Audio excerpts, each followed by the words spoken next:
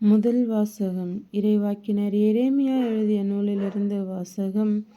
அதிகாரம் 38. இறைவசனங்கள் 4-6 மற்றும் 8-10 முடிய. பின்னர் தலைவர்கள் அரசனை பார்த்து, இம்மனிதன் கண்டிப்பாய் சாக வேண்டும். ஏனெனில் இவன் இவ்வாறு பேசி இந்நகரில் எஞ்சியுள்ள போர் வீரர்களையும் மக்கள் அனைவரையும் மனம் தளரச் செய்து வருகிறான். இந்த ஆள் இம்மக்களின் அழிவை தேடுகிறானே அன்றி நலனை தேடுவதில்லை என்றார்கள். அதற்கு அரசன், செதேக்கியா, நன்று, அவனை உங்களிடமே கையளிக்கிறேன். ஏனெனில் உங்களை பகைத்து கொண்டு அரசனால் எதுவும் செய்ய இயலாதே என்றான்.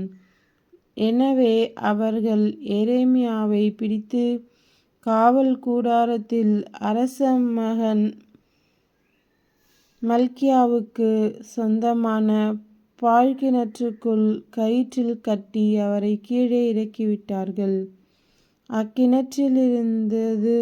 கிணற்றில் தண்ணீர் இல்லை, சேறு மட்டுமே இருந்தது. எனவே எரேமியா சேற்றுக்குள் புதையத் தொடங்கினார். எபேது மெலேக்கு அரண்மனையினின்று வெளியே சென்று அரசனை நோக்கி, என் தலைவரே, என் அரசரே, இறைவாக்கினர் எரேமியாவை பாழ்கிணற்றில் தள்ளியதால் இம்மனிதர்கள் பாவம் செய்தார்கள். அவர் அங்கு பட்டினியால் மடிந்து போவார். ஏனெனில் நகரில் அப்பம் ஏதும் கிடையாது என்று கூறினார். அதை கேட்ட அரசன் எத்தியோப்பியரான எபேது மெலேக்கை நோக்கி, உன்னோடு 3 பேரை இங்கிருந்து கூட்டிச் செல். இறைவாக்கினர் எரேமியா சாவதற்கு முன்பே கிணற்றினின்று அவரை தூக்கிவிடு என்று கட்டளையிட்டான். இது ஆண்டவரின் அருள்வாக்கு. இறைவா உமக்கு நன்றி. இரண்டாம் வாசகம். புனித பவுல் எபிரேயருக்கு எழுதிய நூலிலிருந்து வாசகம். அதிகாரம் 12. இறைவசனங்கள் 1-4 முடிய. எனவே திரண்டு வரும் மேகம் போல் இத்தனை சாட்சிகள் நம்மை சூழ்ந்து நிற்க, எந்த சுமையையும் நம்மை பற்றி கொண்டிருக்கும் எந்த பாவத்தையும் உதறி தள்ளிவிட்டு, நமக்கு குறிப்பிட்டுள்ள பந்தயத்தில் மன உறுதியோடு ஓடுவோமாக.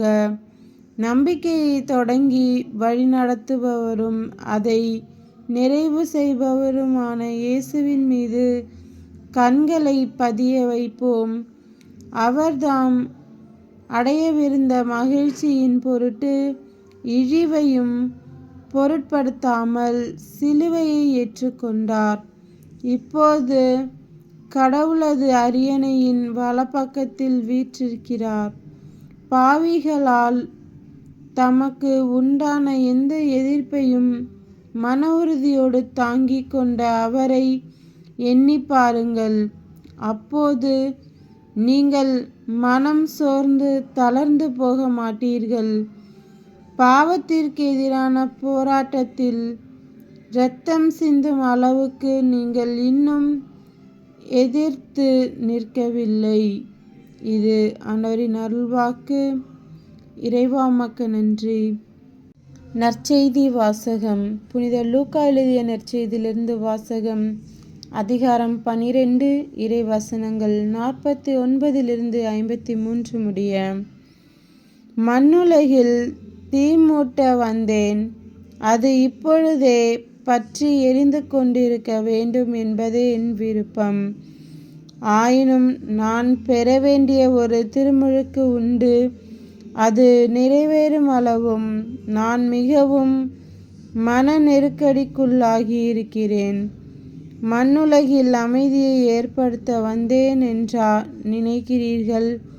இல்லை, பிளவு உண்டாகவே வந்தேன் என உங்களுக்கு சொல்கிறேன்.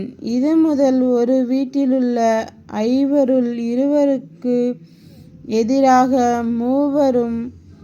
மூவருக்கு எதிராக 2 பிரிந்திருப்பர்.